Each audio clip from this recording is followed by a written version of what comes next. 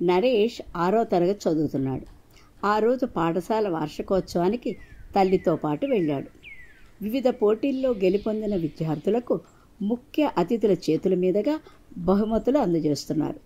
తన తరగతిలోనే చదువుతున్న రవి వ్యాసరచన, ఆటలు అన్ని పోటీల్లోనూ ప్రథమ బహుమతులు అందుకోవడం చూసి నరేష్ ఆశ్చర్యపోయాడు. ఇంటికి వెళ్ళిన తర్వాత, అమ్మా, మన పని మనిషి కొడుకు రవికి అన్నిటిల్లోనూ మొదటి బహుమతులు ఎలా వచ్చాయమ్మా? వాళ్ళు బీదవాళ్ళు కదా అని ఆశ్చర్యంగా అడిగాడు నరేష్. చూడు బాబు, బహుమతులు పొందడానికి బీద గొప్ప అనే తేడా ఏమీ ఉండదు. ఎవరిలో ఏ ప్రత్యేకత ఉందో వాళ్ళని చూసిన వెంటనే తెలియదు కదా. సమయం వచ్చినప్పుడు వారి గొప్పతనం బయటపడుతుంది అని చెప్పింది వాళ్ళమ్మ, నరేష్ చేతికి పాల గ్లాసు అందిస్తూ. అదెలా అమ్మా అని అడిగాడు ఆశ్చర్యంగా నరేష్. మనకి పెరుగు, మజ్జిగ, మీగడ, వెన్న, నెయ్యి ఇవన్నీ ఎలా వస్తాయో తెలుసా నీకు అని అడిగింది అమ్మ. ఓ, ఇదిగో ఈ పాలల్లోంచే అన్నీ వస్తాయమ్మా అని చెప్పాడు నరేష్ గ్లాస్ చూపిస్తూ. అవునా, అయితే అవి ఎక్కడున్నాయో చూపించు అంది అమ్మ. అప్పుడే ఎలా కనిపిస్తాయి అన్నాడు నరేష్. అవును కదా, పాలను చూసిన వెంటనే అవన్నీ ఎలా అయితే మనకు కనిపించవో అలాగే ఓ మనిషిని చూసిన వెంటనే అతనిలోని సుగుణాలు మనకు కనిపించవు. సరైన సమయంలో అవి బయటపడతాయి. అందుకే రూపురేఖలు, స్థితిగతులను చూసి ఎవరిని తక్కువగా అంచనా వేయకూడదు. తెలిసిందా అంది అమ్మ. ఓ, అర్థమైందమ్మా అన్నాడు నరేష్. నమస్తే. హాయ్ బుజ్జి. ప్రతిఫలం అనే కథను ఇప్పుడు మనం చెప్పుకుందాం. రాసిన వారు తాళ్ళూరి కామేశ్వరరావు. ఇక కథలోకి వెళ్దామా? రాముడు, భీముడు అనే ఇద్దరు దొంగలు ఒక అడవిలో ప్రతిరోజు దారి కాసి అటుగా వెళ్ళేవారి నుండి డబ్బు, నగలు దోచుకునేవారు. వారు దొంగిలించిన వాటిని ఒక పెద్ద మర్రి చెట్టు తొర్రలో దాచేవారు. కొన్ని రోజులకు ఆ మర్రి చెట్టు తొర్ర నిండిపోయింది. ఒకరోజు రాముడు, భీముడు మర్రి చెట్టు నీడలో కూర్చుని మాట్లాడుకుంటున్నారు. ఇంతలో, అదిగో దొంగలు, మీరు డబ్బు, వస్తువులు దొంగతనం చేసి సంపాదించారు కదా, ఇప్పుడు ఇదంతా ఏం చేస్తారు అని అడిగింది మర్రి చెట్టు. ఆ మాటలకు రాముడు, భీముడు ఒక్కరి ముఖం ఒకరు చూసుకున్నారు. కొద్ది రోజుల నుండి చూస్తున్నారు. మీరు ఇంతమందిని ఇబ్బంది పెట్టి ఏం సుఖపడదామనుకుంటున్నారు? కష్టపడి సంపాదించుకున్న వారి నుంచి మీరు ఇలా దోచుకోవడం న్యాయమా? ఈ దొంగతనాలు చేయడానికి గల కారణం చెప్పకపోతే ఈ విషయం అందరికీ చెప్పేస్తా. అప్పుడు రాజభటులు మిమ్మల్ని కారాగారంలో పడేస్తారు అంది మర్రి చెట్టు. కష్టపడి పనిచేస్తే ఇంత డబ్బు సంపాదించలేం కదా, అందుకే మేము ఈ దారి ఎంచుకున్నాం అన్నారు రాముడు, భీముడు వినయంగా. అంటే మీ ఇద్దరి సుఖం కోసం ఇంతమంది కష్టార్జితాన్ని స్వాహా చేస్తారన్నమాట. ఇప్పుడు మీరు దొంగిలించిన సొమ్ము మీ జీవితాంతం కూర్చుని తిన్నా ఇంకా మిగిలిపోతుంది.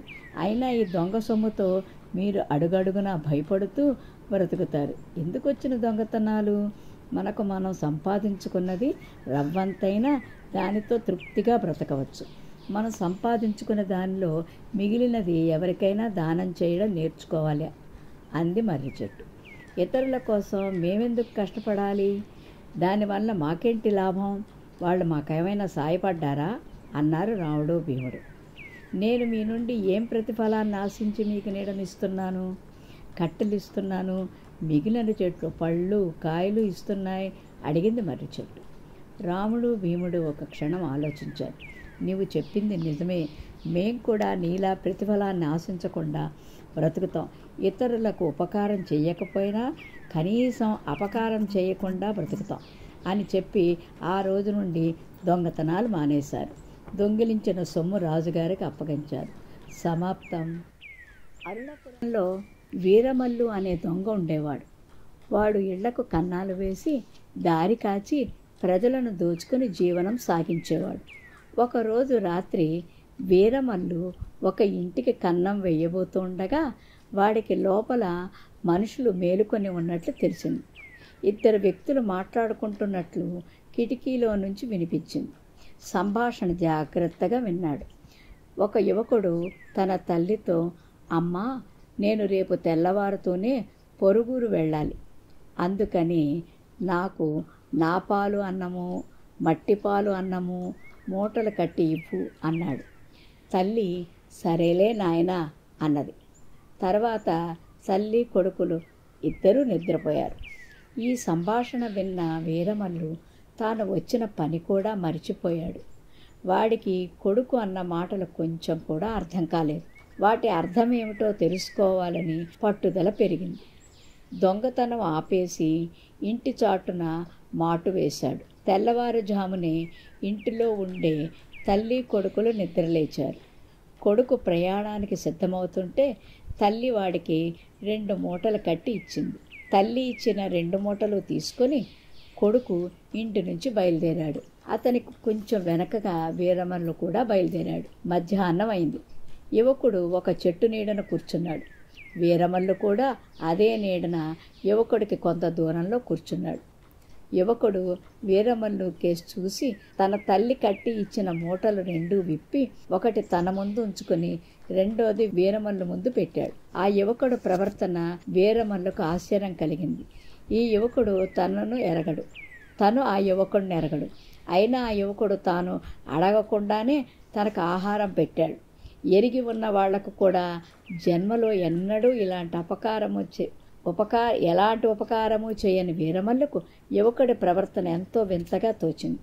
తన అనుమానం తీర్చుకునేందుకు ఇదే మంచి సమయం అనుకుని వీరమల్లు, అయ్యా నాకొక సందేహం, ఆ సందేహాన్ని తీర్చినట్టయితే మీరిచ్చిన ఆహారం పుచ్చుకుంటాను అన్నాడు యువకుడితో. అడుగు అన్నాడు యువకుడు. నా వృత్తి దొంగతనాలు చేయటం. నేను నిన్న రాత్రి మీ ఇంటికి కన్నం వేయటానికి వచ్చినప్పుడు నీవు మీ అమ్మతో అన్న మాటలు విన్నాను. వాటికి అర్థమేమిటో తెలియలేదు. అది తెలుసుకుందామనే నీ వెంటనే వచ్చాను అన్నాడు వీరమల్లు. యువకుడు నవ్వి, చూడు, నేను తినే అన్నం మట్టిపాలు అన్నం, నీకిచ్చింది నా పాలు అన్నం అన్నాడు. ఆ మాటలు అస్సలు అర్థం కాలేదు. నువ్వు తిన్నది నీ పాలు అవుతుంది కానీ నేను తినేది నీ పాలు ఎలా అవుతుంది అని అన్నాడు వీరమల్లు. నేను తిన్నది ఒక పూట కూడా ఉండదు, అది జీర్ణమై మట్టిపాలైపోతుంది. కానీ నేను నీకు పెట్టినది పుణ్యం రూపంలో నాకు శాశ్వతంగా దక్కుతుంది. నువ్వు దొంగతనాలు చేసి సంపాదించింది అనుభవిస్తున్నావు, అది ఖర్చు అయిపోతున్నది. కానీ నువ్వు ఇతరులకు చేసింది ఏమిటి అన్నాడు యువకుడు. ఈ మాటతో దొంగకు కళ్ళు తెరుచుకున్నాయి. చాలా మారిపోతున్నాను నేను, ఇక నుంచి నేను దొంగతనాలు చెయ్యను. నా వృత్తిని నేను మానేసి కష్టపడి పనిచేసి ఇతరులకు సహాయం చేసి జీవించటం నేర్చుకుంటాను. నువ్వు నాకు ఇలా చెప్పినందుకు ధన్యవాదాలు. ఈరోజు నుంచి నేను మారిన దొంగను అని అనుకున్నాడు. కథ సమాప్తం. హాయ్ బుజ్జి. కోపానికి ఫలితం అనే కథని ఇప్పుడు మనం విందాం. దేవాపురం అనే గ్రామంలో జానకీరాం ఒంటరిగా నివసిస్తూ ఉండేవాడు. అతని వారసులంతా విదేశాల్లో స్థిరపడ్డారు. ప్రతి చిన్న విషయానికి పనివాళ్లను విపరీతంగా కసురుకునేవాడు. తాను ధనవంతుణ్ణి అని గర్వం చూపించేవాడు. నెలకు 2 పనివాళ్లను మార్చుతూ ఉండేవాడు. అలా మారుతూ ఉండగా సీతయ్య అక్కడ పనికి చేరాడు. అతను మంచి పనివంతుడు, అలాగే ఆత్మాభిమానం కలిగిన వ్యక్తి. కారణం లేకుండా ఎవరైనా ఏదైనా అంటే అస్సలు పడేవాడు కాదు. జానకీరాం మాత్రం సీతయ్యను కూడా అందరిలాగే ఏ పని చేసినా అది బాగాలేదు ఇది బాగాలేదు అంటూ కసురుకునేవాడు. ఒకరోజు సీతయ్య వంట చేస్తున్నప్పుడు ఓ పిల్లి వచ్చి పాలన్నీ పారబోసింది. కాసేపటికి అక్కడికి వచ్చిన జానకీరాం చెప్పేది వినకుండా ఇష్టం వచ్చినట్టుగా సీతయ్యను తిట్టసాగాడు. దాంతో అతను, ఇక మీ దగ్గర నేను పని చేయలేను అంటూ వెళ్ళిపోయాడు. అప్పుడు అదేంటి, ఇప్పటి వరకు వచ్చిన పని వాళ్ళని నేనే తీసేశాను, కానీ ఇతను మాత్రం నా దగ్గర పని కాదనుకుని వెళ్ళిపోతున్నాడు అని ఆలోచించసాగాడు. అయినా సీతయ్య కాకపోతే ఇంకెవరైనా వచ్చి పనిచేస్తారనుకుని మళ్ళీ పనివాళ్ల కోసం వెతకడం ప్రారంభించాడు. కానీ ఈసారి ఎవరూ రాలేదు. వృద్ధాప్యం వల్ల ఒక్కడే పనులన్నీ చేసుకోలేకపోయాడు. పనివాళ్లను కసురుకోకుండా ఉండాల్సింది. ఎంత ధనం ఉన్నా నా కోపం నోటి దురుస్తనంతో నేను ఈ దుస్థితిని కొని తెచ్చుకున్నాను అని తర్వాత బాధపడ్డాడు. కానీ ప్రయోజనం లేకుండా పోయింది. అధికారం, డబ్బు ఉన్నాయి కదా అని ఎదుటి వాళ్ళను మనం ఎప్పుడూ తక్కువ చేసి మాట్లాడకూడదు. చివరికి అది మనకే నష్టం కలిగించేలా చేస్తుంది. బడి నుంచి ఇంటికి రాగానే బుజ్జిగాడు పెరట్లో ఉన్న జామ చెట్టు దగ్గరికి వెళ్ళాడు. పొద్దున తాను చూసిన జామ పండు కోసుకుని తినాలనుకున్నాడు. కానీ పండును ఓ చిలక ముక్కుతో పొడుస్తూ కనిపించింది. దాంతో బుజ్జిగాడి కోపం వచ్చింది. ఓ రాయి తీసుకుని చిలకమ్మ మీదకి విసిరాడు. అది తప్పించుకుని చిటారు కొమ్మ మీద వాలింది. ఓయ్ చిలక, ఈ జామ చెట్టు మాది, నువ్వెందుకు మా జామ పండు పాడు చేస్తున్నావు అని ప్రశ్నించాడు. బుజ్జిగాడు, నేనేమీ పాడు చేయటం లేదు, ఆకలిగా ఉంటే ఈ చెట్టు మీద వాలి తింటున్నాను అని చిలకమ్మ సమాధానం ఇచ్చింది. ఈ చెట్టు నువ్వు నాటావా? దీన్ని మా బామ్మ మొక్కగా నర్సరీ నుంచి కొనుక్కొనొచ్చి నాటి పెద్ద చేసింది తెలుసా అన్నాడు బుజ్జిగాడు. అవునా, మరి నువ్వెన్ని మొక్కలు నాటావు అని ప్రశ్నించింది చిలకమ్మ. నేను మా పెరట్లో మామిడి, బొప్పాయి, సపోటా, గులాబీ మొక్కలు నాటాను అన్నాడు బుజ్జిగాడు. ఓ సింతేనా, 2-3 మొక్కలు నాటినందుకే నువ్వింత మాట్లాడుతున్నావే. అసలు ఈ ప్రకృతి అంతా పచ్చగా ఉండటానికి కారణం మేమే తెలుసా అని దబాయిస్తోంది చిలకమ్మ. బుజ్జిగాడికి అర్థం కాలేదు. నోరు తెరిచి చిలకమ్మ వైపు చూశాడు. మా పక్షిజాతి వల్లే వృక్షజాతి అంతరించిపోకుండా ఇంకా కళకళలాడుతోంది. అదిగో అక్కడ చూడు, నేను జామ పండును ముక్కుతో పొడవటం వల్ల కొన్ని గింజలు నేల మీద పడ్డాయి. అవి కొత్త మొక్కలు అవుతాయి, తర్వాత పెరిగి పెద్ద పెద్ద చెట్లు అవుతాయి అంది చిలకమ్మ. బుజ్జిగాడికి ఇంకేమీ మాటలు రాలేదు. ఆ పండు చిలకమ్మకే వదిలేశాడు. శ్రీపురం రాజ్యాన్ని శ్రీమంతుడు అనే రాజు పరిపాలించేవాడు. ఆయనకు పక్షులంటే చాలా ఇష్టం. అందుకే రాజభవనంలో ఎన్నో రకాల పక్షులను పెంచేవాడు. వాటి బాగోగుల కోసం ఏర్పాట్లు కూడా చేశాడు. అలా కొన్ని సంవత్సరాలు గడిచాయి. ఓ రోజు విచారంగా ఉన్న రాజును గమనించిన రాణి కారణం అడిగింది. మరేం లేదు, మన దగ్గర ఉన్న పక్షులన్నీ నిక్షేపంగా ఉన్నాయి, కానీ ఒక్కటి కూడా ఎగరడం లేదు అని బదిలిచ్చాడు రాజు. ఇంతలోనే రాజ్యంలో కార్చిచ్చు రగిలి అడవి తగలబడిపోతోందని చెప్పాడు మంత్రి. వెంటనే సైన్యంతో మంటలు అర్పించాడు మహారాజు. మరుసటి రోజు అక్కడికి వెళ్ళి ప్రమాదం గురించి ఆరా తీయగా కొన్ని జంతువులు ప్రాణాలు కోల్పోయాయని, పక్షులకు ఎలాంటి హాని జరగలేదని తెలిసింది. తిరుగు ప్రయాణంలో రాజు దారిలో ఎగురుతున్న పక్షులను చూస్తూ రాజభవనానికి చేరుకున్నాడు. తాను పెంచుకుంటున్న పక్షులు ఎందుకు ఎగరడం లేదన్న ప్రశ్న మాత్రం ఆయన మనసులో అలాగే ఉండిపోయింది. దాంతో ఒకరోజు సభలో అదే ప్రశ్న అడిగాడు. ఎవరికి నచ్చిన సమాధానం వాళ్ళు చెప్పారు. వాటితో మహారాజు సంతృప్తి చెందలేదు. మారువేషంలో రాజ్యంలో తిరుగుతూ ఆ క్రమంలో ఓ రైతుతో మాట్లాడుతున్నప్పుడు, రాజభవనంలో ఉండే పక్షులు అస్సలు ఎగరడం లేదంటే కారణం ఏమిటో నీకు తెలుసా అని అడిగాడు. ఉన్న చోటే తిండి పెట్టి పక్షులను ఉచిత పథకాల ఆశ చూపి మనుషులను సోమరపోతులుగా మారుస్తున్నాడు మా రాజు అన్నాడు రైతు. ఆ మాటలతో శ్రీమంతుడికి జ్ఞానోదయమైంది. పక్షులను జాగ్రత్తగా పెంచుకోవాలనుకోవడం తప్పు కాదు, కానీ అసలు ఎగరాల్సిన అవసరమే రాకుండా చూడటం సరికాదు. అలాగే ప్రజలకు వారి నైపుణ్యాలను మెరుగుపరుచుకునే పథకాలు ప్రవేశపెట్టాలే తప్ప అనవసరమైన ఉచిత పథకాలు తీసుకొచ్చి వారిని సోమరులుగా చేయకూడదు అని గ్రహించి తగిన చర్యలు తీసుకున్నాడు. తర్వాత కొద్ది రోజుల్లోనే రాజభవనంలోని పక్షులు ఎగిరాయి. రాజ్యంలో ప్రజలు సోమరితనాన్ని విడిచిపెట్టి కష్టజీవులుగా మారిపోయారు. Thank you. నారాయణపురంలో కామయ్య, కాంతమ్మ అనే దంపతులకు చంద్రం అనే కొడుకుండేవాడు. ఒక్కడే కొడుకు కావడంతో వాడిని అతిగారాభంగా పెంచుతుండేవాడు.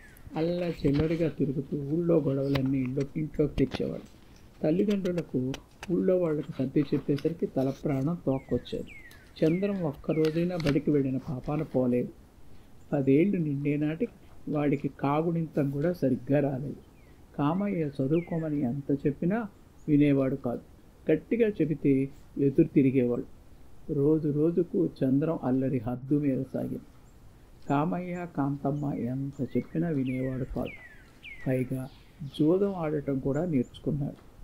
దాంతో కామయ్య కొడుకు చెడిపోతున్నాడన్న బాధతో మంచం ఎక్కాడు. అయినా చంద్రం ప్రవర్తన మారలేదు.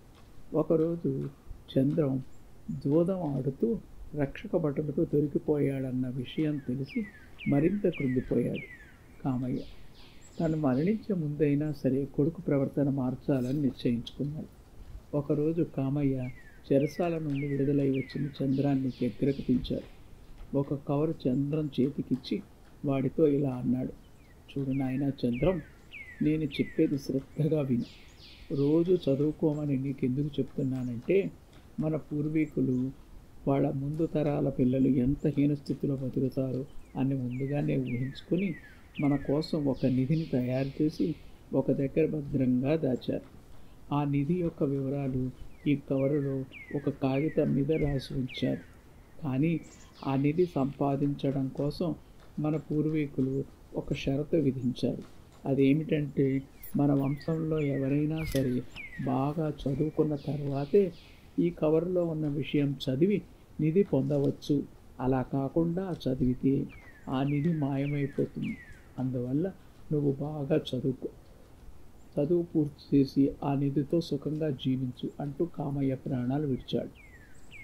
ఆ రోజు నుండి చంద్రం ఆ నిధిని ఎలాగైనా తన సొంతం చేసుకోవాలనే ఆశతో తన ప్రవర్తన మార్చుకొని తల్లి కాంతమ్మ ఎలా చెప్తే అలా రాత్రింబవళ్ళు బుద్ధిగా చదువుకొని పై చదువులు పూర్తి చేశాడు. ఒకరోజు చంద్రం ఒక మంచి శుభముహూర్తంలో తన తండ్రి కామయ్య ఇచ్చిన కవర్లోని కాగితం తీసి చదవసాగాడు. అందులో ఇలా ఉంది: ప్రియమైన చంద్రానికి నీ తండ్రి కామయ్య వ్రాయినది.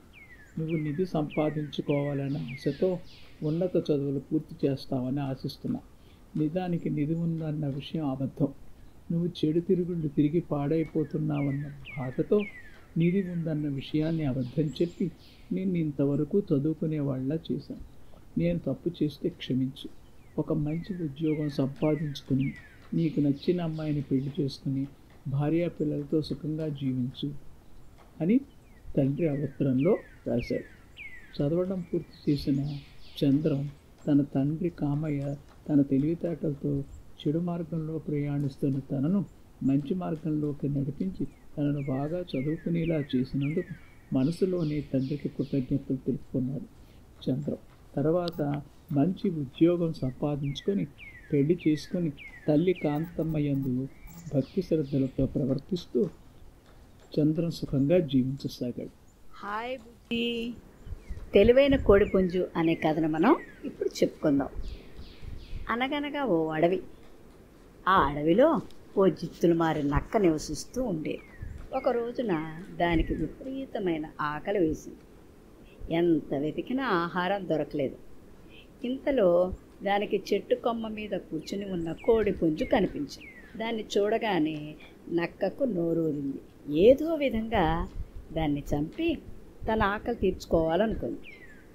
నెమ్మదిగా ఆ చెట్టు దగ్గరకు వచ్చి, మిత్రమా, నిన్న నాకు ఆకాశవాణి నుంచి ఒక వార్త వినిపించింది. అదేంటంటే, ఇక మీదట మన అడవిలో జంతువులన్నీ కలిసి మెలిసి స్నేహితులుగా జీవించాలట. అందుకే వెంటనే కిందకి రా, మన ఇద్దరం కలిసి స్నేహగీతం పాడుకుందాం అంది. జిత్తులు మారి నక్క ఎత్తులగును కోడిపుంజు పసిగట్టింది. అవును నక్కబావ, ఆ వార్త నిజమే. గతంలోనూ ఇలా ఆకాశవాణి వినిపించిందని మా బామ్మ చెప్పింది అంది. కోడిపుంజు తన వలలో పడుతున్నందుకు నక్క చాలా సంతోషించింది. అయితే మరింకే, వెంటనే చెట్టు దిగి నాతో స్నేహం చేయడానికి రా అంది నక్క. అంత తొందర ఎందుకు? ఇదిగో కాస్త దూరంలో మన స్నేహితులు ఉన్నారు, వారిని రానివ్వు. అందరం కలిసి అప్పుడు స్నేహగీతం పాడుకుందాం అంది కోడిపుంజు. అవునా, ఇందుకు ఎవరొస్తున్నారు అని కాస్త కంగారుగా అడిగింది నక్క. తోడేళ్ళు, వేట కుక్కలు అని జవాబిచ్చింది కోడిపుంజు. వాటి పేరు వినగానే నక్కకు గుండె ఆగినంత పనైంది. వాటికి చిక్కితే చావు ఖాయం అని లోలోపే అనుకుంది. అలా భయంతో వణికిపోతున్నావెందుకు అని అడిగింది కోడిపుంజు. ఏమీ లేదు, వాళ్ళు బహుశా ఆకాశవాణి వార్త విని ఉండకపోవచ్చు, నేను వస్తా అనుకుంటూ నక్క అక్కడి నుంచి పరుగున వెళ్ళిపోయింది. నమస్తే. నారాయణపురంలో కామయ్య, కాంతమ్మ అనే దంపతులకు చంద్రం అనే కొడుకుండేవాడు. ఒక్కడే కొడుకు కావడంతో వాణ్ణి అతి గారాబంగా పెంచుతుండేవాడు. అల్లా చిల్లరిగా తిరుగుతూ ఊళ్ళో గొడవలన్నీ ఇంట్లోకి తెచ్చేవాడు. తల్లిదండ్రులకు ఊళ్ళో వాళ్ళకి సర్ది చెప్పేసరికి తల ప్రాణం తోక్కొచ్చేది. చంద్రం ఒక్కరోజైనా బడికి వెళ్ళిన పాపాన పోలేదు. 10 ఏళ్ళు నిండే నాటికి వాడికి కాగుణింతం కూడా సరిగ్గా రాలేదు. కామయ్య చదువుకోమని ఎంత చెప్పినా వినేవాడు కాదు. గట్టిగా చెబితే ఎదురు తిరిగేవాడు. రోజు రోజుకు చంద్రం అల్లరి హద్దు మీద సాగింది. కామయ్య కాంతమ్మ ఎంత చెప్పినా వినేవాడు కాదు. పైగా జోదం ఆడటం కూడా నేర్చుకున్నాడు. దాంతో కామయ్య కొడుకు చెడిపోతున్నాడన్న బాధతో మంచం ఎక్కాడు. అయినా చంద్రం ప్రవర్తన మారలేదు. ఒకరోజు చంద్రం జోదం ఆడుతూ రక్షక భటులకు దొరికిపోయాడన్న విషయం తెలిసి మరింత కృంగిపోయాడు కామయ్య. తను మరణించే ముందైనా సరే కొడుకు ప్రవర్తన మార్చాలని నిశ్చయించుకున్నాడు. ఒకరోజు కామయ్య చెరసాల నుండి విడుదలై వచ్చిన చంద్రాన్ని దగ్గరకు పిలిచాడు. ఒక కవరు చంద్రం చేతికిచ్చి వాడితో ఇలా అన్నాడు, చూడు నాయనా చంద్రం, నేను చెప్పేది శ్రద్ధగా విను. రోజు చదువుకోమని నీకెందుకు చెప్తున్నానంటే మన పూర్వీకులు వాళ్ళ ముందు తరాల పిల్లలు ఎంత హీనస్థితిలో బతుకుతారో అని ముందుగానే ఊహించుకొని మన కోసం ఒక నిధిని తయారు చేసి ఒక దగ్గర భద్రంగా దాచారు. ఆ నిధి యొక్క వివరాలు ఈ కవరులో ఒక కాగితం మీద రాసి ఉంచారు. కానీ ఆ నిధి సంపాదించడం కోసం మన పూర్వీకులు ఒక షరతు విధించారు. అదేమిటంటే మన వంశంలో ఎవరైనా సరే బాగా చదువుకున్న తర్వాతే ఈ కవరులో ఉన్న విషయం చదివి నిధి పొందవచ్చు. అలా కాకుండా చదివితే ఆ నిధి మాయమైపోతుంది. అందువల్ల నువ్వు బాగా చదువు పూర్తి చేసి ఆ నిధితో సుఖంగా జీవించు అంటూ కామయ్య ప్రాణాలు విడిచాడు. ఆ రోజు నుండి చంద్రం ఆ నిధిని ఎలాగైనా తన సొంతం చేసుకోవాలనే ఆశతో తన ప్రవర్తన మార్చుకొని తల్లి కాంతమ్మ ఎలా చెప్తే అలా రాత్రింబవళ్ళు బుద్ధిగా చదువుకొని పై చదువులు పూర్తి చేశాడు. ఒకరోజు చంద్రం ఒక మంచి శుభముహూర్తంలో తన తండ్రి కామయ్య ఇచ్చిన కవర్లోని కాగితం తీసి చదవసాగాడు. అందులో ఇలా ఉంది, ప్రేమైన చంద్రానికి నీ తండ్రి కామయ్య వ్రాయినది, నువ్వు నిధి సంపాదించుకోవాలన్న ఆశతో ఉన్నత చదువులు పూర్తి చేస్తావని ఆశిస్తున్నా. నిజానికి నిధి ఉందన్న విషయం అబద్ధం. నువ్వు చెడు తిరుగుళ్ళు తిరిగి పాడైపోతున్నావన్న బాధతో నిధి ఉందన్న విషయాన్ని అబద్ధం చెప్పి నేను ఇంతవరకు చదువుకునేవాళ్ళ చేశాను. నేను తప్పు చేస్తే క్షమించు. ఒక మంచి ఉద్యోగం సంపాదించుకుని నీకు నచ్చిన అమ్మాయిని పెళ్లి చేసుకుని భార్యా పిల్లలతో సుఖంగా జీవించు అని తండ్రి ఆ ఉత్తరంలో రాశాడు. చదవడం పూర్తి చేసిన చంద్రం తన తండ్రి కామయ్య తన తెలివితేటలతో చెడు మార్గంలో ప్రయాణిస్తున్న తనను మంచి మార్గంలోకి నడిపించి తనను బాగా చదువుకునేలా చేసినందుకు మనసులోనే తండ్రికి కృతజ్ఞతలు తెలుపుకున్నాడు చంద్రం. తర్వాత మంచి ఉద్యోగం సంపాదించుకొని పెళ్లి చేసుకొని తల్లి కాంతమ్మ యందు భక్తి శ్రద్ధలతో ప్రవర్తిస్తూ చంద్రం సుఖంగా జీవించసాగాడు. తెలివైన జింక అనే కథను మనం ఇప్పుడు చెప్పుకోబోతున్నాం. అనగనగా ఓ అడవి, అందులో ఒక చిన్న చెరువు, దానిలో బోలెడన్ని చేపలున్నాయి. వాటిని తింటూ ఓ ముసలి అక్కడే ఉంటుంది. దాని భయానికి అక్కడికి ఏ జంతువులు వచ్చేవి కావు. ఆ చెరువు దగ్గరలోనే ఒక పీత నివసించేది. మొసలికి అది స్నేహితుడు. రోజు చేపలు తిని మొసలికి వెగట పుట్టింది. తనకు వేరే ఏదైనా ఆహారం దొరికేటట్లు చూడమని పీతగా చెప్పింది. ఆలోచిస్తే పీతకు ఒక ఉపాయం తట్టింది. నువ్వు ఒడ్డుపైన చచ్చిపోయినట్లుగా పడుండు, నేను వెళ్ళి అడవిలోని జంతువులన్నింటికీ నువ్వు చచ్చిపోయావని చెప్తాను. ఆ పైన జంతువులన్నీ ఇక్కడికి నీళ్లు తాగడానికి వస్తాయి. అప్పుడు నీ ఇష్టం వచ్చినట్లు జంతువులను పట్టుకుని తింటూ ఉండవచ్చు అని చెప్పింది. ఓహో, నీ సలహా చాలా బాగుంది అంది మొసలి. పీత వెంటనే అడవిలోకి వెళ్ళి, మిత్రులారా, చెరువులోని మొసలి చనిపోయింది, మీరిక ఎటువంటి భయము లేకుండా వచ్చి నీళ్లు తాగవచ్చు అని చెప్పి. దాని మాటలకు జంతువులన్నీ నమ్మాయి. కానీ వాటిలో ఒక తెలివైన జింకుంది, అది మాత్రం నమ్మలేదు. నేను వస్తాను, నాకు చచ్చిపోయిన మొసళ్ళు చూపించు అని పీత వెనకే జంతువులన్నీ తీసుకుని వెళ్ళింది జింక. మొసల్ని చూసి అది చావలేదని గ్రహించింది. తనతో పాటు వచ్చిన జంతువులతో, మిత్రులారా, మొసలి చచ్చిపోయిందని మీరు నమ్ముతున్నారా అది తోక కదుపుతున్నట్టు మీరెవరైనా చూసారా? నాకు ఒక కొంగ చెప్పిన ప్రకారం మొసలి చచ్చినా సరే దాని తోకలో మాత్రం కాస్త ప్రాణం ఉంటుందట, అది అలా కదులుతూనే ఉంటుందట అని జింక కాస్త గట్టిగా అంది. ఈ మాటలు విన్న వెంటనే మొసలి తోక కదల్చడం మొదలుపెట్టింది. ఇందాక నేను చెప్పిందంతా అబద్ధం, ఆ మొసలికి బతికే ఉంది, అంతా పారిపోండి అని గట్టిగా అరిచింది. జింక వెంటనే మిగతా జంతువులన్నీ అక్కడి నుంచి పారిపోయాయి. అనగనగా ఒక అడవిలో ఒక పులి ఉండేది. దానికి లేక లేక ఒక చిట్టి కోన పుట్టింది. ఆ పులి కోనను ఎంతో ప్రేమగా పెంచసాగింది. దాని అల్లరిని చూసి సంబరపడిపోయేది. ఒకసారి పులి కోన నలత చేసింది. బాగా నీరసించి ఒక మూల ముడుచుకొని పడుకుంది. దాని శరీరం బాగా వేడెక్కింది. ఎప్పుడూ అల్లరి చేస్తూ గెంతులు వేస్తూ తన బిడ్డ బాధతో పడుకోవడం చూడలేకపోయింది. ఏం చేయాలో తోచలేదు. తన బిడ్డకు నీళ్లు తాగించి గుహలోంచి బయటకు వచ్చింది. ఎదురుగా ఓ ఏనుగు రావటం గమనించింది. ఆ ఏనుగు కూడా విచారంగా ఉన్న పులిని చూసి, పులి బావా, విచారంగా ఉన్నావేంటి అని ప్రశ్నించింది. నా బిడ్డకు నలతగా ఉంది, ముడుచుకుని మూలన పడుకుంది అని చెప్పింది పులి. అయ్యో విచారించకు, కొంచెం చెరుకు రసం తాగించు, తిరిగి హుషారుగా తిరుగుతుంది సలహా ఇచ్చింది ఏనుగు. వెంటనే పులి చెరుకు తోట వైపున వడివడిగా అడుగులు వేసింది.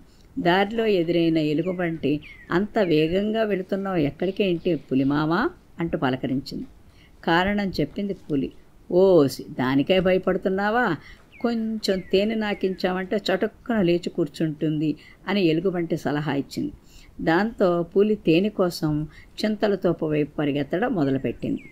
దానికి ఎదురుగా వస్తున్న పిల్లి, ఎక్కడకా పరుగు పులిరాజా అంటూ ప్రశ్నించింది. దానికి తన బిడ్డ సంగతి చెప్పింది పులి. అలాగా, అయితే చక్కటి గోపాలు కొంచెం తాగించు, చిటికలో లేచి గెంతుతుంది అంది పిల్లి. ఆలోచనలో పడింది పులి.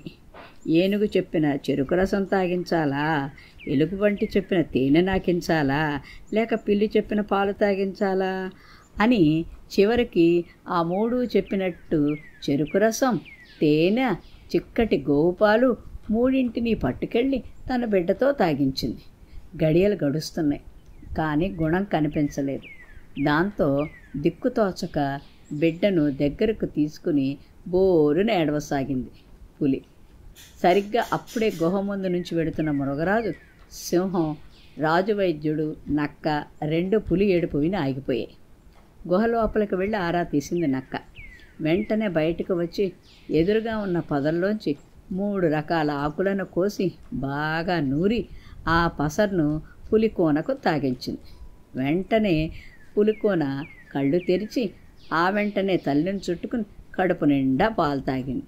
తర్వాత ఆడుకోవటానికి బయటకు వెళ్ళింది. సంతోషంతో మృగరాజుకు, రాజవైద్యుడికి కృతజ్ఞతలు చెప్పింది పులి. చిరునవ్వుతో సింహం, మిత్రమా, మనకు చేపలు తినాలనుంటే చెరువుకు పోతాం, కానీ తోటకు పోము కదా. ఏనుగు, ఎలుగుబంటి, పిల్లి ఈ మూడింటికి వైద్యం తెలియదు. మనకు ఆరోగ్య సమస్య వచ్చినప్పుడు వైద్యుల సలహాలు తీసుకుంటేనే సరైన పరిష్కారం దొరుకుతుంది. ఇంకొంచెం ఆలస్యమై ఉంటే నీ బిడ్డ ప్రాణాలకే ముప్పు ఏర్పడేది అంది. తన పొరపాటును గ్రహించింది పులి.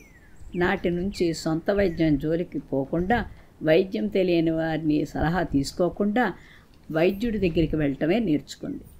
హాయ్ బుజ్జి, అత్యాస ఫలితం అనే కథను ఇప్పుడు మనం చెప్పుకుందాం. పూర్వం ఒక గ్రామంలో రామన్న అనే రైతు ఉండేవాడు. తనకు ఉన్న దాంట్లో ఇతరులకు సహాయం చేస్తూ చాలా గౌరవంగా జీవించేవాడు. ఒకసారి తను కుటుంబంతో సహా బంధువుల పెళ్లికి వెళ్ళాడు. తిరిగి వచ్చేసరికి ఇంట్లో ఏమీ మిగల్చకుండా మొత్తం దోచుకుపోయారు దొంగలు. ఆ సమయంలో ఏమి చేయాలో తోచక అయోమయంలో పడిపోయాడు రామన్న. ఇంతకుముందు అతన్ని సాయం పొందిన వాళ్ళంతా కలిసి కావలసిన సరుకులన్నీ కొనిపెట్టారు. మళ్ళీ రామన్న జీవితం గాడిన పడే వరకు జాగ్రత్తగా చూసుకున్నారు. అదే ఊర్లో ఉండే ఇదంతా గమనించిన చిన్నయ్యకు దుర్బుద్ధి పుట్టింది. ఒకరోజు రాత్రి తన దగ్గరున్న సొమ్మునంతా ఒక మూటలో కట్టి పెరట్లో ఒక మూల పాతిపెట్టి వచ్చాడు.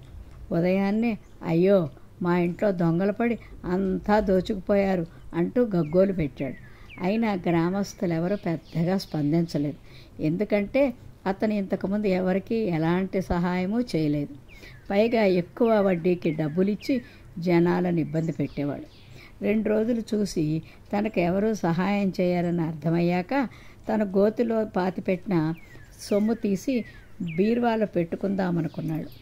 కానీ అక్కడ తవ్వి చూస్తే ఆ మూట కనిపించలేదు. చిన్నయ్య గుంతలో మూటను కప్పి పెట్టడం చూసిన దొంగలు దాన్ని అప్పుడే తమతో పాటు పట్టుకుపోయారు. ఇలా చిన్నయ్య పథకం పారక తన అత్యాశతో ఉన్న సొమ్మును పోగొట్టుకున్నాడు. కథ సమాప్తం. బద్దకిస్తే అనే కథను ఇప్పుడు మనం చెప్పుకుందాం.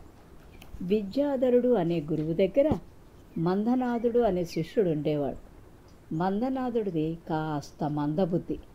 దానికి తోడు ఏ పని చేయాలన్నా బద్ధకం ఎక్కువ. గురువుగారికి ఎంత చిన్న పని చెప్పినా అమ్మో అంత పనే అని గుడ్లు తేలేసేవాడు.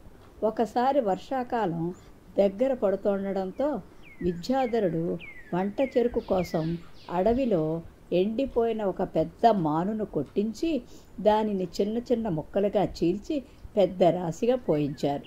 తర్వాత మందనాథునితో, నాయనా వర్షాకాలం దగ్గరికి వచ్చేసింది, అందుకని మనం ఇప్పుడే వంట చెరుకును జాగ్రత్త చేసుకోవాలి, లేకపోతే వర్షాకాలంలో అవి తడిసి నానిపోయి కట్టెలతో చాలా అవస్థలు పడాలి.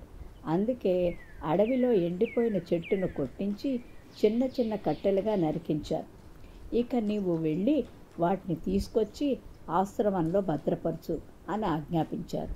గురువుగారి మాటలకు మందనాథుడి పై ప్రాణాలు పైనే పోయాయి. అయ్యా బాబోయ్, అన్ని కట్టెల్ని నేనొక్కడే ఎలా మోసుకురావాలి అని తనలో తానే మదనపడిపోయి అదే విషయాన్ని గురువుగారికి విన్నవించుకున్నాడు. దానికి విద్యాధరుడు, నాయనా నీకు ఇది కష్టమైన పనేం కాదు. ఆ కట్టెల్ని ఆశ్రమంలో చేర్చడానికి మహా అయితే 1 రోజు కష్టపడితే చాలు. ఇప్పుడు కష్టపడితేనే భవిష్యత్తులో సుఖపడగలం. కష్టే ఫలి అన్నారు కదా పెద్దలు. అమ్మో కష్టం అని అనుకుని ఉంటే రామాయణంలోని వానరులు లంకకు వారధిని నిర్మించగలిగేవారా? మాయాయుద్ధ ప్రవీణులైన రాక్షసుల్ని ఓడించగలిగేవారా? అలాగే మహాభారతంలో భీష్మ, ద్రోణ, కర్ణుడి మహావీరులను గల కౌరవసేనను జయించడం అసాధ్యమని పాండవులు అనుకొని ఉంటే కౌరవుల్ని జయించగలిగేవారా? రాజ్యాన్ని పొందేవారా? ఎంత పెద్ద పనినైనా చేయడానికి ప్రయత్నించడం మన ధర్మం. తర్వాత ఫలితం గురించి ఆ భగవంతునిపైనే భారం వేయచ్చు. కాబట్టి ఏ పనినైనా నేను చేయగలను అనే నమ్మకంతో బద్ధకం లేకుండా చేయటం మన ధర్మం అని హితబోధ చేశారు. గురువుగారి మాటలు మందనాడులో మార్పును తెచ్చాయి. అతని బద్ధకం పటాపంచలైపోయి ఉత్సాహంగా అడవిలోకి వెళ్ళి కట్టెలన్నీ త్వరగా ఆశ్రమంలోకి చేర్చేశాడు. ఆ సాయంత్రమే ఆకాశం మేఘావృతమై ఉరుములు మెరుపులతో ఏకధాటిగా 1 వారం రోజుల దాకా వర్షం కురిసింది. అప్పుడు మందనాథుడు, అమ్మో ఆ రోజు గురువుగారు మాటలు వినకుండా బద్దకిస్తే ఈ 1 వారం రోజులు తిండి లేక నేను అవస్థలు పడాల్సి రావడమే కాకుండా గురువుగారిని కూడా ఇబ్బంది పడేటట్టు చేసేవాడిని. అందుకని ఈ రోజు నుంచి గురువుగారు ఏ పని చెప్పినా బద్దకించకుండా వెంటనే చేసేస్తాను అని అనుకున్నాడు. ఆ రోజు నుంచి మందనాథుడు గురువుగారు చెప్పిన పనులన్నీ బద్దకించకుండా చేస్తూ, బద్దకించకుండా చదువుతూ కొన్నాళ్లకు మంచి పండితుడిగా పేరు తెచ్చుకున్నాడు. కథ సమాప్తం. చాలా ఏళ్ల కిందట ఒక దట్టమైన అడవి ఉండేది. ఆ అడవిలో ఒక సింహం, ఒక తోడేలు, ఒక నక్క, ఒక దుమ్మలగొండి జట్టుగా ఉండేవి. ప్రతిరోజు ఈ 4 అడవిలో విడివిడిగా వేటాడుతూ ఉండేవి. ఒకరోజు తోడేలుకు తెలివైన ఆలోచన వచ్చింది. నేస్తాలతో కలిసి కబుర్లు చెప్పుకుంటున్న సమయంలో ఆ ఆలోచనను బయటపెట్టింది. మనం ఇన్నాళ్ళు నేస్తాలుగా ఉంటున్నాం, అయినా ఇలా ఎవరికి వారు విడివిడిగా వేటాడటం ఏం బాలేదు. ఒక్కోసారి వేటలో మనకి ఒకరికి ఏ జంతువు దొరక్కపోవచ్చు. దానివల్ల ఆ రోజు పస్తు ఉండడం తప్పకపోవచ్చు. మనలో ఎవరము పస్తులు ఉండకుండా ప్రతిరోజు అందరము కడుపు నింపుకోవాలంటే నా దగ్గర ఒక ఉపాయం ఉంది. ఏంటా ఉపాయం అని ఒకేసారి అడిగాయి సింహం, నక్క, దుమ్మలగొండి. ప్రతిరోజు మనం 4 దిక్కులకు వేటకు వెళ్దాం. ఎవరికి వేటలో జంతువు దొరికినా అందరము సమానంగా పంచుకుందాం అని చెప్పింది తోడేలు. భలే బాగుంది ఉపాయం, చాలా బాగుంది అంటూ అందరూ మెచ్చుకున్నారు. ఇలా అయితే మనం అందరం రోజు కడుపు నిండా తినవచ్చు అని అంగీకారం తెలిపాయి. మీ అందరికీ తోడేలు ఉపాయం నచ్చితే నాకు నచ్చినట్లే, ఇక నుంచి అలాగే కానిద్దామని గంభీరంగా పలికింది సింహం. మర్నాడు 4 మృగాలు 4 దిక్కులకు వేటకు వెళ్ళాయి. ముందుగా తోడేలుకు ఒక జింక దొరికింది. తిండి దొరికింది, అందరూ రండి అని పిలిచింది తోడేలు. తోడేలు పిలుపు విన్న సింహం, నక్క, తుమ్మలగొండి ఆవురావురమంటూ చేరుకున్నాయి. సింహం గంభీరంగా తోడేలుకు చిక్కిన జింక తల వద్దకు వచ్చి కూర్చుంది. మనం అనుకున్నట్లుగానే సమానంగా పంచుకుందాం. ముందుగా మనం ఎంతమందిని ఉన్నామో లెక్క పెడదాం అంటూ లెక్కించడం మొదలుపెట్టింది. 1 నేను, 2 తోడేలు, 3 దుమ్మలగొండి, 4 నక్క అంది. జాగ్రత్తగా జింక శరీరాన్ని 4 భాగాలు చేసింది. నేను సింహాన్ని, ఈ అడవికి మృగరాజును, అందువల్ల మొదటి భాగం నాదే అంటూ మొదటి భాగాన్ని తీసుకుంది. ఇక రెండో భాగం, ఇది నాదే, ఎందుకంటే అందరికంటే నేనే బలశాలిని అంటూ రెండో భాగాన్ని కూడా తీసుకుంది. మరి మూడో భాగం, నేను అమిత ధైర్యశాలిని కాబట్టి ఇది కూడా నాదే అంటూ మూడో భాగాన్ని కూడా తన వైపుకు లాక్కుంది. న్యాయంగా చెబుతున్నాను, మిగిలిన ఈ భాగం తీసుకోవాలంటే తీసుకోవచ్చు అంటూ 4వ భాగం మీద తన పంజా పెట్టింది. ఇప్పుడు చెప్పండి, ఈ భాగం ఎవరిదో అని గర్జించింది. మిగిలిన 3 మృగాలు తోకలు ముడుచుకుని అడవిలోకి పారిపోయాయి. Thank you. అనగనగా ఒక ఊరు, దాని పొలిమేరలో ఒక అడవి. అందులో ఒక కాకి ఉండేది. అది చాలా మంచిది. రోజు ఉదయాన్నే ఆ ఊరి గుడి పూజారి గుడి గోడ మీద పెట్టే ప్రసాదం తప్పక తినేది. ఎంతో రుచిగా ఉండేది ఆ ప్రసాదం. ఒకరోజు సాయంత్రం కాకి గూటికి పోతూ ఉంటే దారిలో దానికి తళతళా మెరుస్తూ ఒక బంగారు గొలుసు దొరికింది. అటు ఇటు చూసింది, ఎవరూ కనిపించలేదు. పక్కనే ఉన్న చెట్టు మీద వాలి చుట్టంతా చూసింది, ఎవరి జాడా లేదు. పక్క గ్రామం వారిది ఏమైనా అయ్యుండొచ్చేమో అనుకుని ఉదయాన్నే వెళ్ళి కనుక్కోవాలి అనుకుంటూ ఆ గొలుసు తీసుకుని తన నుండే చెట్టు మీదకి చేరింది. ఆ చెట్టు తొర్రలో ఆ గొలుసును చూచి తన గూటిలోకి వెళ్ళి నిద్రపోయింది. గొలుసును దాచి తన గూటిలోకి వెళ్ళి నిద్రపోయింది. పక్క చెట్టు మీద ఒక కోతి తన బుజ్జి కోతితో కలిసి నివసిస్తోంది. ఆ పెద్ద కోతి మహా చెడ్డది.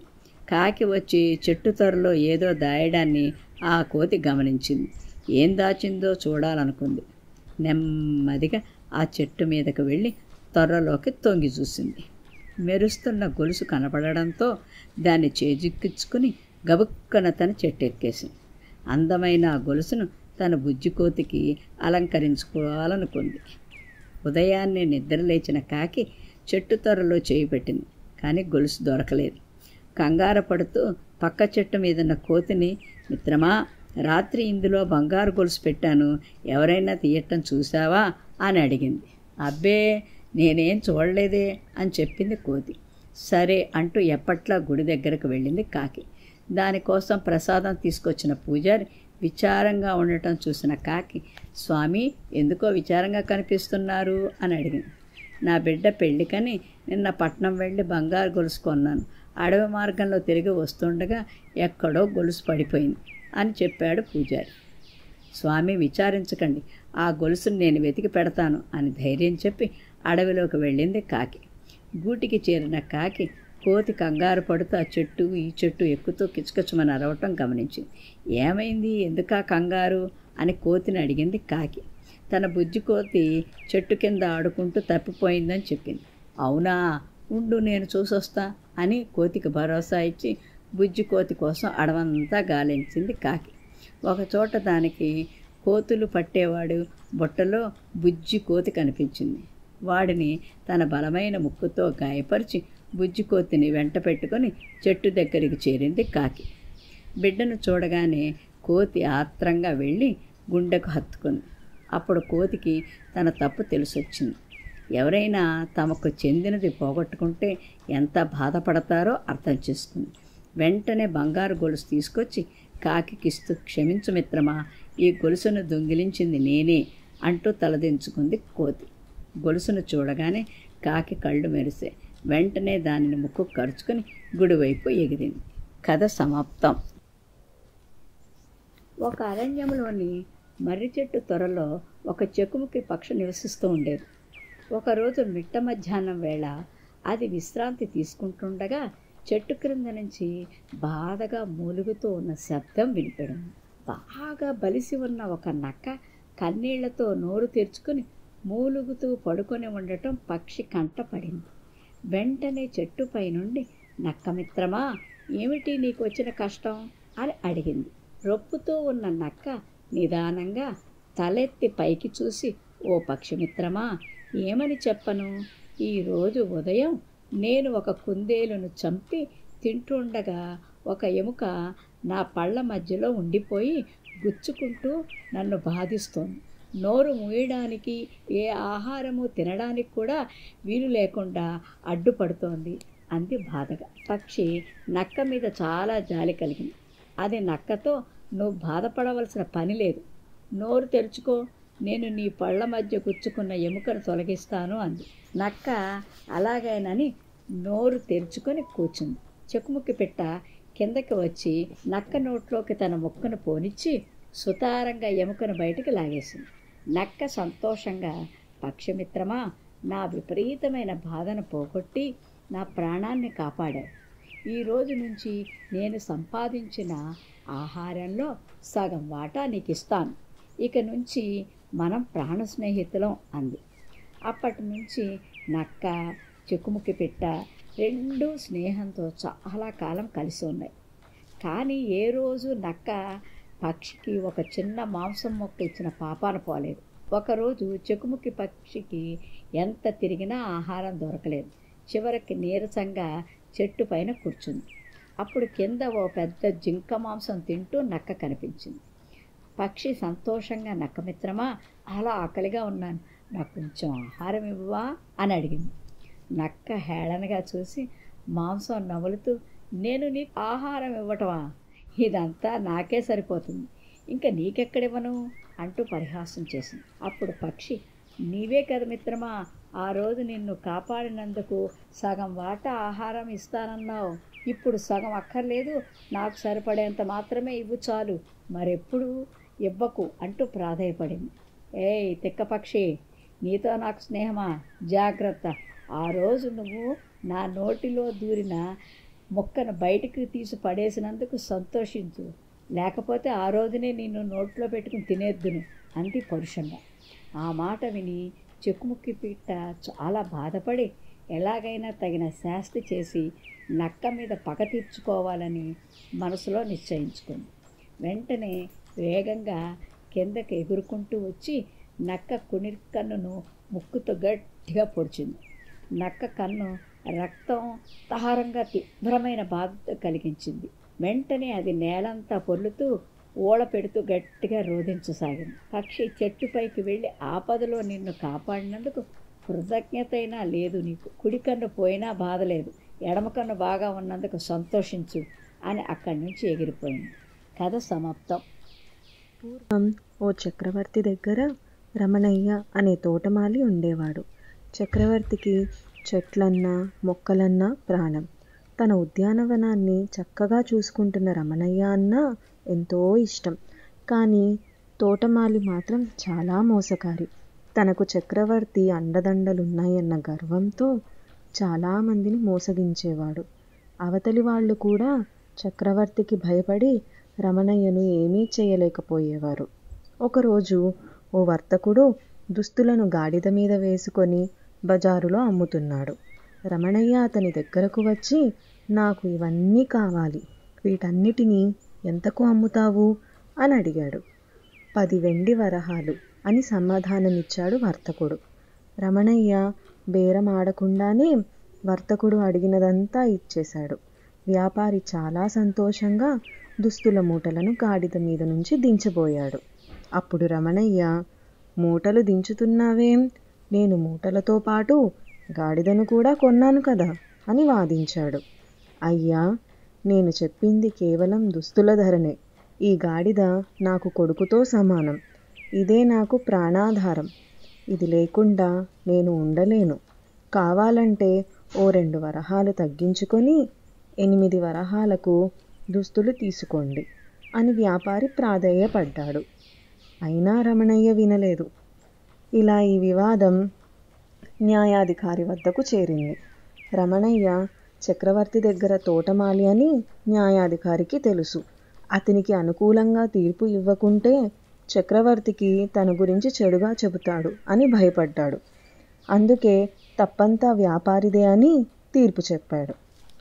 రమణయ్య ఆనందంగా గాడిదను దుస్తులను తీసుకొని వెళ్ళాడు.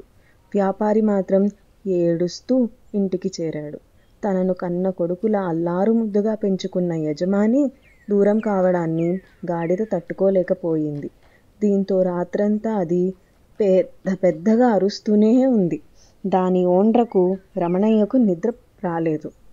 దాన్ని వదిలేసి పనికి వెళితే చుట్టుపక్కల వాళ్ళంతా దాని అరుపులు భరించలేక రమణయ్యకు చీవాట్లు పెట్టారు. దీంతో అతడు దాన్ని తనతో పాటు తోటకు తీసుకువెళ్ళి తన పనిలో తాను నిమగ్నమయ్యాడు. కానీ అక్కడ అది అరవకపోవడంతో అమ్మయ్య, గాడిద దారిలో పడింది అనుకున్నాడు. కానీ అసలు విషయం చూసి రమణయ్య గుండాగినంత పనైంది. చక్రవర్తికి ఎంతో ఇష్టమైన గులాబీ మొక్కలను, వాటి పూలను మొత్తం అది తినేసింది. అప్పుడే అటువైపుగా వచ్చిన చక్రవర్తి గులాబీ మొక్కల దుస్థితిని చూసి తోటమాలిపై పెద్దగా అరిచాడు. తను ఎప్పుడూ చక్రవర్తితో మాటలు అనిపించుకోలేదు. కేవలం ఈ గాడిద వల్ల నేడు తిట్లు తినాల్సి వచ్చిందని రమణయ్యకు కోపం వచ్చింది. పెద్ద కర్ర తీసుకొని దాని నడుము మీద గట్టిగా కొట్టాడు. అది అంతెత్తున ఎగిరి వెనక కాళ్ళతో ఫెడేల్మని రమణయ్య మూతి మీద తన్నింది. అంతే, ముందు పళ్ళన్నీ ఊడిపడ్డాయి. ఇది తన దగ్గర ఉంటే అనర్థాలు తప్పవని వెతుక్కుంటూ వెళ్ళి మరీ ఆ వ్యాపారికి గాడిదను అప్పచెప్పాడు. జరిగిందంతా వివరించి అమ్మయ్య, బతికిపోయాను అనుకుంటూ రమణయ్య వచ్చేశాడు. మోసం చేయాలని చూసిన రమణయ్యకు న్యాయాధికారి శిక్ష విధించకున్నా తన గాడిదే సరైన బుద్ధి చెప్పిందనుకొని వ్యాపారి తన పనిలో తాను నిమగ్నమయ్యాడు. తిరిగి తన యజమాని దగ్గరకు వచ్చినందుకు గాడిద చాలా సంతోషించింది. ఎప్పటిలానే హాయిగా ఉంది. అప్పుడప్పుడు బజార్లో వ్యాపారి గాడిద ఎదురైతే రమణయ్య చేతులు అనుకోకుండానే తన మూతి మీదకు వెళ్ళేవి. అది చూసి వ్యాపారి చిన్నగా నవ్వుకునేవాడు. కథ సమాప్తం. అనగనగా ఒక అడవి. అక్కడ సింహంతో పాటు అన్ని రకాల జంతువులు జీవిస్తున్నా అడవికి రాజు మాత్రం ఎలుగుబంటే. ఓ రోజు ఆ అడవికి పక్క వనం నుంచి నక్క వచ్చింది. అది ఎలుగుబంటిని కలిసి, నేను మా మృగరాజు ఆజ్ఞతో ఇక్కడికి వచ్చాను. అన్ని అడవుల్లో సింహం మాత్రమే రాజు, కానీ ఇక్కడ అందుకు భిన్నంగా మీరు ఉన్నారు. అందుకే ఒకసారి ఇక్కడ మీ పాలనా తీరును చూసి రమ్మని పంపారు అంది. మిత్రమా, మీరు మాకు అతిథి. మీకు ఇష్టం వచ్చినన్ని రోజులు ఇక్కడే ఉండండి. మా పాలనా పద్ధతులు పరిశీలించండి అంది ఎలుగుబంటి. తర్వాత నక్కకు అవసరమైన ఏర్పాట్లు చేయమని సింహాన్ని ఆదేశించింది. మరుసటి రోజు నక్క సింహంతో, అడవికి రాజుగా ఎలుగుబంటి ఉండడం ఏంటి? మీకు ఈ అడవిని పాలించాలని ఆశ ఉంటే నాకు చెప్పండి. ఆ విషయాన్ని మా మృగరాజుకు తెలియజేసి మీ కోరిక నెరవేరుస్తాను అంది. ఇంతలో ఒక కాకి వచ్చి సింహం చెవిలో ఏదో చెప్పింది. అప్పుడు సింహం నక్కతో, నీ సంగతి ఇప్పుడే తెలిసింది. నువ్వు పక్క అడవిలోని జంతువుల మధ్య గొడవలు సృష్టించి నీ పబ్బం గడుపుకునేదానివి. నీ నిజస్వరూపం తెలిసి మీ మృగరాజు తరిమేస్తే ఇక్కడికి వచ్చావు. నీలాంటి వాళ్లకు ఇక్కడ చోట్లేదు. వెంటనే వెళ్ళిపో, లేదంటే నా పంజా రుచి చూడవలసి వస్తుంది అని సింహం హెచ్చరించింది. మోసం ఎక్కువ కాలం దాగదని తెలుసుకున్న నక్క, బతుకు జీవుడా అనుకుంటూ అక్కడి నుంచి పారిపోయింది. కళింగ రాజ్యాన్ని విద్యాధర మహారాజు ప్రజారంజకంగా పరిపాలించేవాడు. ఎటొచ్చి అందరికంటే తనే తెలివైన వాడినని అందరికీ ఆ విషయం తెలియచెప్పాలని అనుకునేవాడు. ఎక్కడెక్కడో చిక్కు ప్రశ్నలు, పొడుపు కథలు సేకరించి సభలో అడిగేవాడు. తప్పు చెబితే వారికి కొరడా దెబ్బలు విధించేవాడు. దెబ్బలకు భయపడి చెప్పకపోతే ఇంత చిన్న విషయం కూడా తెలియదా మీకు అని హేళన చేసేవాడు. ఇలాంటి పనులను ఎవ్వరూ హర్షించేవారు కాదు. విజయుడు అనే యువకుడు మాత్రం రాజుగారికి బుద్ధి చెప్పాలని నిశ్చయించాడు. ఒకరోజు రాజుగారి ప్రశ్నలు వేసే సమయానికి సభకు వెళ్ళాడు. రాజుగారు ప్రశ్న వేయగానే, ఓ ఇది ప్రశ్నేనా అని దీనికి సమాధానం నేను 2 నిమిషాల్లో చెప్తాను. నేను ఒక ప్రశ్న వేస్తాను, దానికి మీరెవరైనా సమాధానం చెప్పగలరా అని ప్రశ్నించాడు. అతని ప్రశ్నకి ఎవ్వరూ సమాధానం చెప్పలేకపోయారు. ఆఖరికి రాజుగారు కూడా చెప్పలేకపోయారు. ఇంత చిన్న ప్రశ్నకు కూడా సమాధానం చెప్పలేరా అని ఎగతాళిగా అన్నాడు. రాజుగారు కూడా తలదించుకున్నాడు. అప్పుడు విజయుడు ఇలా అన్నాడు, ప్రభు, ప్రతి మనిషికి కొన్ని తెలియని విషయాలు ఉంటాయి. మీరు అడిగిన ఒక్క విషయం తెలియనంత మాత్రాన వారిని అజ్ఞానులుగా చిత్రించి దండించడం మంచిది కాదు. అడిగేవాడికి చెప్పేవాడు లోకువా అని పెద్దలు ఊరికే అనలేదు. అన్ని విషయాల్లో ఎంతో ధార్మిక బుద్ధితో వ్యవహరించే మీరు ఈ చిన్న విషయంతో చెడ్డ పేరు తెచ్చుకోవడం ఇష్టం లేక ధైర్యం చేసి చెబుతున్నాను. నిజానికి మీరు అడిగిన ప్రశ్నకు జవాబు నాకు తెలియదు. నా తప్పును మన్నించండి అని వేడుకొన్నాడు. విజయుడు మాటలకు రాజుగారికి కనువిప్పు కలిగింది. విజయ, చిన్నవాడివైనా ఎంతో ధైర్యంతో ఎవ్వరూ చేయలేని పనిని నువ్వు చేసావు. నా తప్పు నేను గుర్తించేటట్టు చేసావు అని అన్నారు రాజుగారు. విజయుడిని ఎంతగానో మెచ్చుకున్నారు. అహంకారం వదిలి అప్పటి నుండి ప్రజలను కన్నబిడ్డల్లా చూడటం మొదలుపెట్టాడు. ఒకరోజు చీమ, కాకి ఒకదానికొకటి ఎదురుపడ్డాయి. ఈ అడవి గురించి నీకంటే నాకే ఎక్కువ తెలుసు అని గర్వంగా అంది కాకి. కాదు, నాకే ఎక్కువ తెలుసు అని పొగరుగా జవాబిచ్చింది చీమ. నేను పెద్ద పెద్ద చెట్లలో గూడు కట్టుకుంటాను. నా కష్టం ముందర నీ కష్టం ఎంత అన్నది కాకి. క్రమశిక్షణతో ఉంటూ కష్టపడి పనిచేస్తా. ఎంత బరువునైనా సులభంగా మోస్తాను. కాబట్టి నేనే గొప్ప అంది చీమ. అలా కాకి, చీమ కాసేపు మాట అనుకున్నాయి. తర్వాత అక్కడి నుంచి వేటి దారినవి వెళ్ళిపోయాయి. ఎలాగైనా చీమకు బుద్ధి చెప్పాలని కాకి ఆలోచించసాగింది.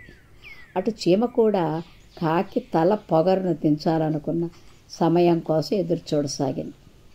ఒకరోజు ఉదయాన్నే లేచిన చీమ అడవిని వదిలి కిందకు వచ్చింది. దారిలో దానికి ఒక మనిషి ఎదురయ్యాడు. అతన్ని పలకరించింది.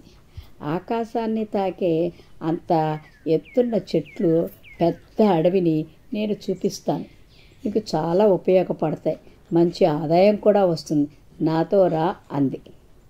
చేతిలో గొడ్డలు తీసుకుని చీమ వెంట అడవికి చేరాడు ఆ మనిషి.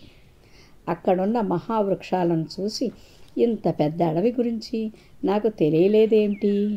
కాకులు దూరని కారడవి అంటే ఇదేనేమో అనుకున్నాడు. ఆ అడవిని చూపించినందుకు చీమకు కృతజ్ఞతలు తెలిపాడు.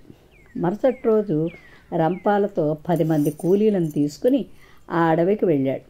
మనిషి చెట్లను నరకడం మొదలుపెట్టాడు. చెట్టు మీదున్న కాకి గూడ్లన్నీ ధ్వంసమయ్యాయి. కాకి గుడ్లు, పిల్లలు నేల మీద రాలిపడ్డాయి.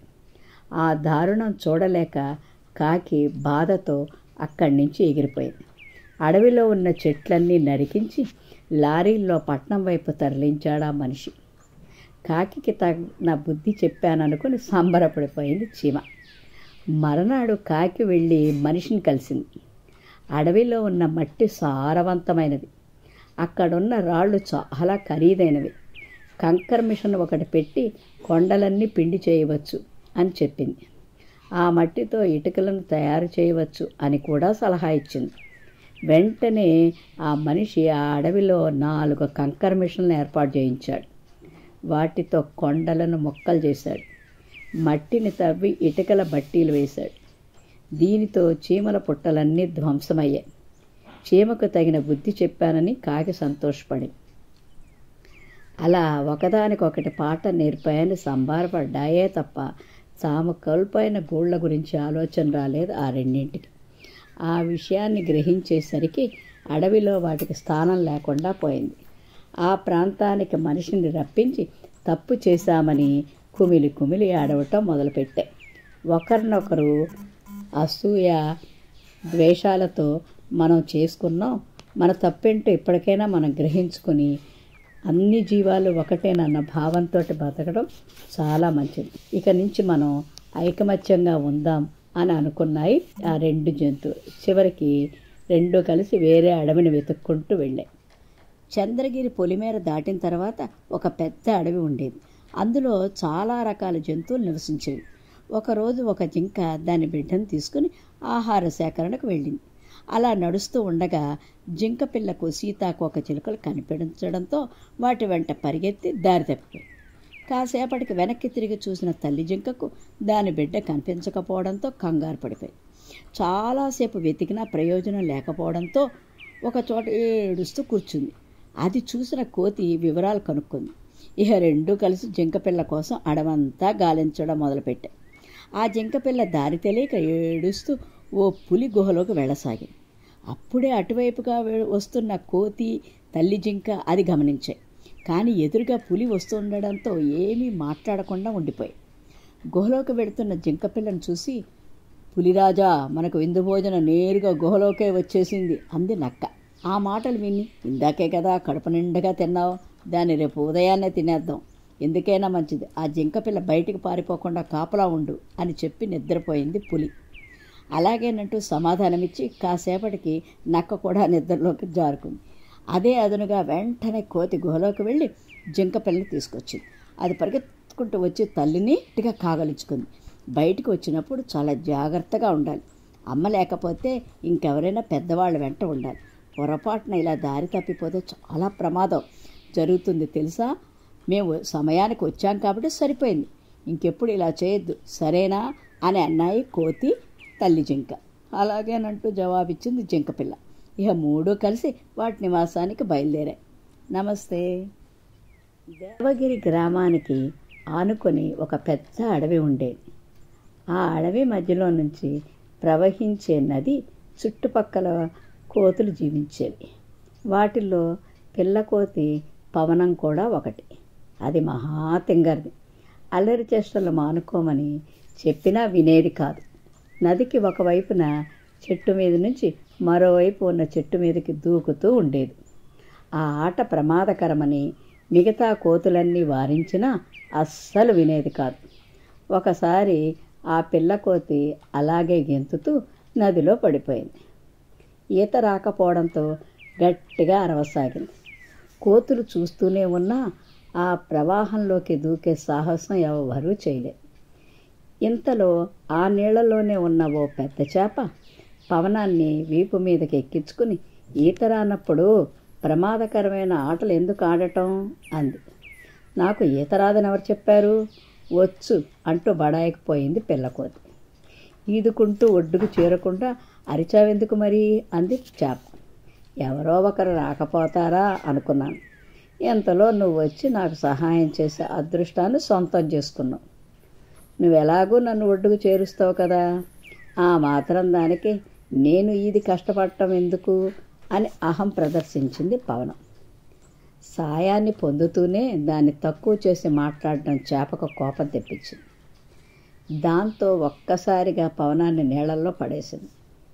వరదలో కొంత దూరం కొట్టుకుపోయి ఓ బండరాయిని ఆసరా తీసుకుని ఊపిరి పీల్చుకుంది. ఎలాగో అలాగా కోతుల గుంపును చేరుకుంది. అహంకారంతో ఈత వచ్చినట్లు చెప్పి నా ప్రాణం మీదకి తెచ్చుకున్నాను. ఇప్పటి నుంచి మీ మాట వింటూ బుద్ధిగా ఉంటాను అంటూ తలదించుకుంది పిల్లకోతి పవనం. అనగనగా ఒక రైతు. ఆ రైతుకు 20 ఎకరాల పొలం ఉండేది. పొలంలో ఆ రైతు బాగా పనిచేసేవాడు, పంటలు బాగా పండించేవాడు, గౌరవంగా బతికేవాడు. ఆ రైతుకు 5 కొడుకులు. వారు ఏ పని చేసేవారు కాదు. కొంతకాలానికి రైతు ముసలివాడైనాడు. ఎలాగైనా కొడుకుల చేత పొలం పని చేయించాలనుకున్నాడు. నేను చాలా రోజులు బతకను, మీకోసం పొలంలో బంగారం దాచి ఉంచాను, నేను చనిపోయాక తీసుకోండి, గౌరవంగా బతకండి అన్నాడు రైతు. రైతు కొడుకులు సంబరపడిపోయారు. రైతు చనిపోయాక పొలానికి పోయి పారలతో పొలం అంతా తవ్వారు. ఎంత తవ్వినా వారికి బంగారం దొరకలేదు. వారికి ఏం చేయాలో తోచలేదు. ఎలాగూ తవ్వాం కదా అని తవ్విన పొలంలో పంట వేశారు. పంట బాగా పండింది. తండ్రి చెప్పిన బంగారం పంటేనని తెలుసుకున్నారు. ఆ రోజు నుండి బాగా పనిచేసి గౌరవంగా బతికారు.